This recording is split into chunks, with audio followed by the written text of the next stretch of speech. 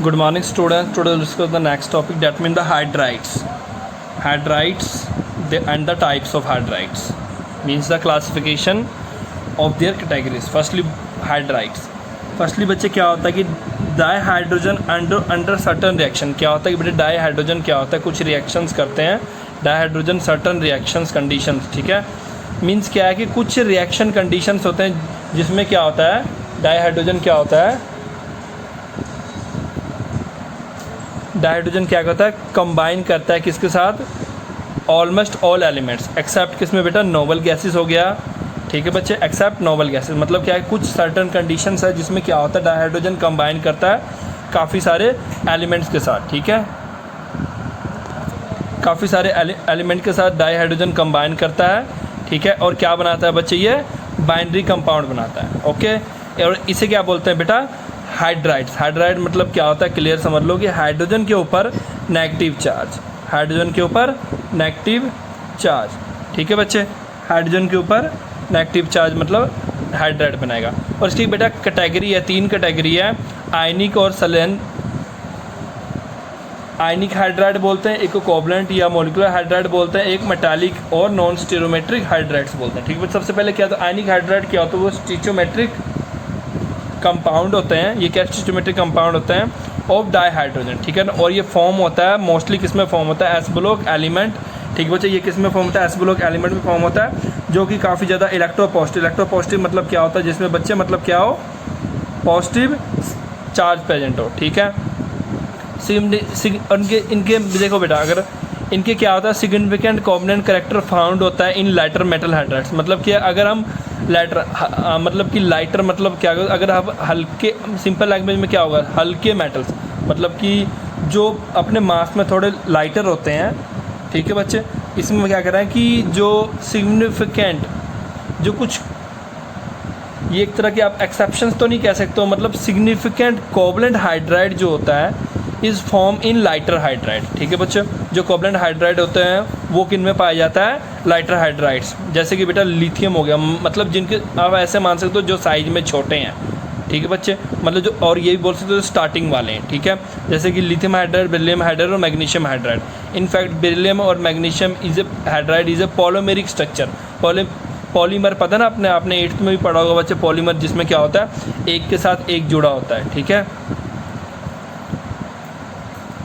The ionic hydride क्या होता है बच्चे, क्रिस्टलाइन, नॉन वोलेटाइल होता है। अब देखो आयनिक हाइड्राइड की कुछ प्रॉपर्टी क्या है, क्रिस्टलाइन होगा, नॉन वोलेटाइल होगा, non conducting in solid state, ठीक है। सबसे पहले अगर क्रिस्टलाइन होगा वो, नॉन वोलेटिंग मतलब कि वो, नॉन वोलेटाइल, वोलेटाइल का मतलब क्या होता है, जो ईजिली उड़ जाता है, मतलब कि जैसे पेट्रोल को आप खोल कर रखो तो इजीली एवोपरेट होना शुरू हो जाएगा नॉर्मल टेम्परेचर पे। नॉन वोलेटाइल मतलब जो इजीली एवोपरेट ना हो, इन सिंपल लैंग्वेज में बता रहा हूँ आपको। नॉन कंडक्टिव जो इलेक्ट्रिसिटी कंडक्ट ना करे, ठीक है, और ना ही however their melt conduct electricity and on the electrolysis liberated hydrogen at anode. मतलब क्या होता है, जब इसे पिघलाया जाए तो ये, और मतलब सॉलिड स्टेट में तो इलेक्ट्रिसिटी कंडक्ट नहीं करता, बट इसे अगर आप लिक्विड स्टेट में लाओगे तो ये इलेक्ट्रिसिटी कंडक्ट करना भी शुरू कर देगा और हाइड्रोजन गैस भी इसमें से रिमूव होता है। जैसे कि आप देखो ये हाइड्राइड है, एच नेगेटिव हाइड्राइड, आप मेल्ट किया, एनोड पे जाके क्या करेगा, ये एच पॉजिटिव गैस एवोपरेट करना शुरू करे। एवोपरेट मतलब यहाँ पे लिबरेट होता है, मतलब एच पॉजिटिव गैस छोड़ता है कहाँ पे, एनोड पे जाके, ठीक है। और ये रिएक्टिव होता है किसके साथ, वाटर के साथ। मतलब क्या है कि जब भी सोडियम हाइड्राइड और सोडियम हाइड्राइड, आपका कभी भी ये चीज़ देखोगे ना कि सोडियम तो पहले आपको कभी माइंड में नहीं आया कि जब सोडियम पहले ही इलेक्ट्रोपॉजिटिव है, अब ये सबसे काफ़ी ज़्यादा इलेक्ट्रोपॉजिटिव है सोडियम, तो ये कैसे हाइड्रोजन के साथ मतलब अटैच हो रहा है जबकि वो भी इलेक्ट्रोपॉजिटिव। इसका रीज़न बच्चे ये होता है, ये इलेक्ट्रोपॉजिटिव हो तो ये इलेक्ट्रोनेगेटिव बनाता है हाइड्राइड, ये फिर कंबाइन करके हमें देते हैं NaS, ठीक है बच्चे। अब पता लग गया होगा शायद आपको, आपके माइंड में ये कन्फ्यूजन जरूर आएगा कि यहाँ पे तो N भी पॉजिटिव, Na पॉजिटिव, H भी पॉजिटिव, तो ये बेटा ये रीजन होता है, क्योंकि ये हाइड्राइड होता है, ये इलेक्ट्रोपॉजिटिव से अटैच होता है, सोडियम हाइड्राइड बनाता है, वाटर रिएक्शन करते हैं तो हमें ये ऑक्साइड बनाते हैं, सोडियम हाइड्रोक्साइड, और H2 गैस लिबरेट होता है एट एनोड में, ठीक है। इसके कुछ और रिएक्शन है ऊपर, इनमें आप एक ही कर लो, नीचे वाला ये वाला देख लेना आप अगर करना होगा तो। अब नेक्स्ट क्या बचा, कोवलेंट और मॉलिक्यूलर हाइड्राइड क्या होता है। डाई हाइड्रोजन फॉर्म करता मॉलिक्यूलर कंपाउंड विद और जो पीछे वाला था वो एस ब्लॉक के साथ है, ये पी ब्लॉक के साथ है। मोस्ट फैमिलियर क्या है, CH4NH3H2 और HF है, ठीक है, ये पी ब्लॉक में आते हैं। और इस करके क्या होता है, consequently hydrogen compound of non metals have been consider as hydride. इस करके क्या होता है बच्चा कि उसमें क्या था, उसमें क्या था बच्चा कि नोबल गैस छोड़ के बाकी सब, उसमें हमने क्या पढ़ा था बच्चे कि एस ब्लॉक एलिमेंट पार्टिसिपेट करता है, ठीक है, आयनिक हाइड्राइड बनाने में। पर इसमें क्या था, पी ब्लॉक पार्टिसिपेट करता है आयनिक हाइड्राइड बनाने में, और नॉन मेटल को भी कंसिडर किया जाता है आयनिक हाइड्राइड में, ठीक है, क्यों, being covalent and they're volatile compound. और ये कोवलेंट होता है और वोलेटाइल कंपाउंड बनाता है। मॉलिक्यूलर हाइड्राइड अगर फर्दर आप देखोगे तो वो 3 तरह के होते हैं, electron deficient molecular hydride, electron precise और इलेक्ट्रॉन रिच, ठीक है। डेफिशिएंट मतलब क्या है कि अब देखो नॉर्मल समझ लो, इलेक्ट्रॉन डेफिशिएंट का मतलब होता है जिन पे इलेक्ट्रॉन की कमी होती है। इलेक्ट्रॉन प्रिसाइज का मतलब जैसे कि इन बिटवीन वाले आप समझ सकते हो, जिन पे पास ना ज़्यादा कमी होता है और ना ज़्यादा इलेक्ट्रॉन होता है, मतलब जितना चाहिए उतना ही होता है, ना ज़्यादा ना कम, ना ज़्यादा। और इलेक्ट्रॉन रिच की बात करोगे तो वो जिनके पास काफ़ी सारे इलेक्ट्रॉन होते हैं, ठीक है बच्चा, यही चीज़ इसमें बताया गया है जो आपको नीचे ये पैरा दिया गया है, ठीक है।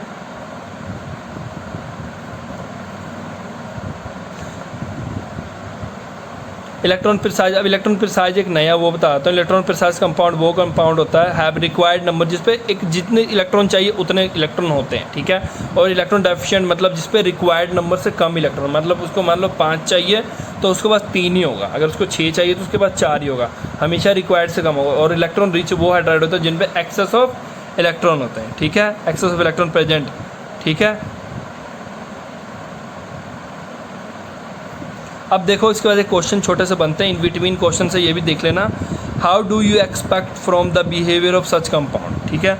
मतलब अब ये कह रहे हैं बिहेवियर ऑफ सच कंपाउंड, चाहे वो प्रिसाइज है, डेफिनेंट है या डेफिशिएंट है या तो इलेक्ट्रॉन रिच है, तो इन कंपाउंड की कैसे बिहेवियर होगा, इन तीनों के अलग अलग। They behave like Lewis. अब मतलब ये मेनली अब इस क्वेश्चन में किसकी बात कर रहे हैं, इलेक्ट्रॉन रिच। याद रखना बच्चे, एक होता है लुईस बेस और एक होता है लुईस एसिड। वैसे तो आपने 10th में भी ये चीज़ें पढ़ा होगा।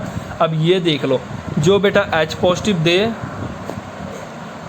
आपको बताता हूँ, जो H पॉजिटिव दे उसे हम एसिड मानते हैं, ठीक है। और जो नेगेटिव दे, मतलब जो आप इसे इस तरह मान सकते हो, जो H पॉजिटिव दे वो एसिड होता है, जो नेगेटिव दे वो बेस माना जाता है, चाहे वो in the form of lone pair क्यों ना दे, उसे हम बेस मानते हैं, ठीक है। जैसे कि H पॉजिटिव हो गया एसिड और OH नेगेटिव बेस हो गया। उसी तरह यहाँ बात करें कि अगर इस पर इलेक्ट्रॉन ज़्यादा है तो ये किसकी तरह एक्ट करता है बच्चे, मतलब क्या बोल रहे हैं कि अगर किसी पे इलेक्ट्रॉन ज़्यादा है तो उसकी बिहेवियर कैसे होगी, ये क्वेश्चन यहाँ इसके लिए था। तो ये बोल रहे हैं अगर उसके पास इलेक्ट्रॉन ज़्यादा है तो उसकी बिहेवियर कैसे होगी, वो लुईस बेस की तरह एक्ट करेगा, बिकॉज वो इलेक्ट्रॉन डोनेट कर सकता है। उसी तरह बच्चे क्या है कि किसी के पास अगर इलेक्ट्रॉन कम है, ठीक है, इलेक्ट्रॉन डेफिशिएंट की बात कर लो, तो वो कैसे एक्ट करेगा, वो बेटा क्या करेगा, लुईस एसिड की तरह एक्ट करेगा, क्योंकि वो इलेक्ट्रॉन को एक्सेप्ट करेगा। लुईस एसिड क्या करता है, इलेक्ट्रॉन एक्सेप्ट करता है। सीधी सी बात, जिसके पास पॉजिटिव चार्ज है वो इलेक्ट्रॉन एक्सेप्ट करेगा, जो नेगेटिव है वो इलेक्ट्रॉन डोनेट करेगा। ये क्लियर है आपको यहाँ तक। इसके बाद मेटालिक और नॉन स्टिचोमेट्रिक और इंटरस्टेशियल हाइड्राइड, ये तीनों नेम से आ सकता है। और ये फॉर्म होता है बच्चे D और F ब्लॉक एलिमेंट्स में, ठीक है। और जैसे ग्रुप 7 to 18 और ग्रुप 7, 8, 9 बच्चे ये नहीं फॉर्म करता है हाइड्राइड। तो एक नंबर में क्वेश्चन आ सकता है, which of the following groups are not form hydrides. तो यहाँ पे आप आंसर दे सकते हो ग्रुप 7, 8, यहाँ पे ऑप्शन आ सकता है कोई भी एक, ठीक है। तो जो नहीं होगा उस पर आपने टिक लगाना है। इवन फ्रॉम द, और अगर ग्रुप 6 की बात करो सिर्फ क्रोमियम, या तो यहाँ भी एक नंबर का ये भी क्वेश्चन बन सकता है, in the group 6 which of the following has form hydride. मतलब ग्रुप 6 में से कौन है जो हाइड्राइड बनाता है, उसमें 4 ऑप्शन आ जाएंगे, तो उसमें सिर्फ क्रोमियम हाइड्राइड बनाता है, ठीक है। और ये इलेक्ट्रिसिटी कंडक्ट करता है, हीट भी होता है इसमें, और through are not efficient their parent metal, पर ये ज़्यादा एफिशिएंट नहीं होते हैं, ठीक है। Unlike saline hydride, saline hydride मतलब जो स्टार्टिंग वाला आपने पढ़ा था आयनिक हाइड्राइड, उसे सेलेन हाइड्राइड बोलते हैं।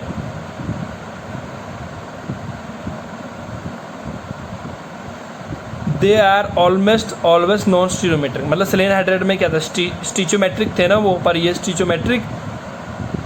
नॉन स्टीचोमेट्रिक होते हैं, ठीक है बच्चे। बस यहाँ तक आपने इसके यहाँ तक करना है, इसके बाद ये रहने देना। एग्जांपल में एक ये होता है, ठीक है, मतलब कि ये 1, 2 देख लेना कोई भी। उसके बाद क्या है, अब देखो बच्चा, हाइड्राइड, हाइड्रोजन ऑक्यूपाई इंटर्स, मतलब क्या आता है देखो, interstitial of the metal slanting, मतलब क्या है कि अब देखो अगर कोई मेटल है बच्चे, अगर मान लो कोई मेटल है, मान लो कि ये मेटल का शेप है, क्यूब सा शेप है, ये मेटल का मान लो बच्चे क्यूब सा शेप है, ठीक है, ये मेरे से एक हाथ से सही से बन नहीं रहा है, पर मान लो कि ये क्यूब सा शेप है, ठीक है, अगर मान लो क्यूब सा शेप है तो आप खुद देखो, ये मान लो क्यूब सा शेप है, जहाँ क्लियर नहीं बना, तो इसमें क्या होता है बच्चे, इसमें क्या बोल रहे हैं कि ये कि जो ये हाइड्राइड है बच्चे, मतलब क्या बोल रहे हैं कि जो हाइड्रोजन है बच्चे ये कहाँ मिलते हैं, इन बिटवीन, इन मेटल के जो स्पेसिस है ना बीच में खाली आपको दिख रहे हैं ना स्पेसिस, ये हाइड्रोजन जो है ये कहाँ मिलते हैं बच्चे, इन स्पेसिस में मिलता है, ठीक है बच्चा। और इस स्पेसिस में मिलने करके क्या कहता है, डिस्टोर्शन विदाउट एनी चेंज इस टाइप, डिस्टोर्शन प्रोड्यूस है। डिस्टोर्शन का मतलब क्या होता है बच्चे कि डिस्टोर्शन को डिस्टॉर्ट भी बोलते हैं, मतलब क्या करते हैं, मान लो कि बच्चे किसी का शेप ए जैसा है, ठीक है, तो अगर उसके बीच में बच्चे कहीं पे कुछ प्रेजेंट हो जाए और वो क्या करे, उसकी शेप को चेंज कर दे। डिस्टोर्शन का मतलब आप ये कर सकते हो कि चेंजेस लाना, वो ठीक है बच्चे, वो उनके लैटिस में प्रेजेंट होता है, मतलब उनकी शेप के अंदर प्रेजेंट होता है, क्रिस्टल लैटिस में प्रेजेंट, जिसके अगर क्या कहता है बेटा, उसमें डिस्टोर्ट कर देता है, डिस्टोर्शन ला देता है, मतलब थोड़ी चेंजेस ला देता है, ठीक है, पर उसके टाइप को चेंज नहीं करता, ठीक है।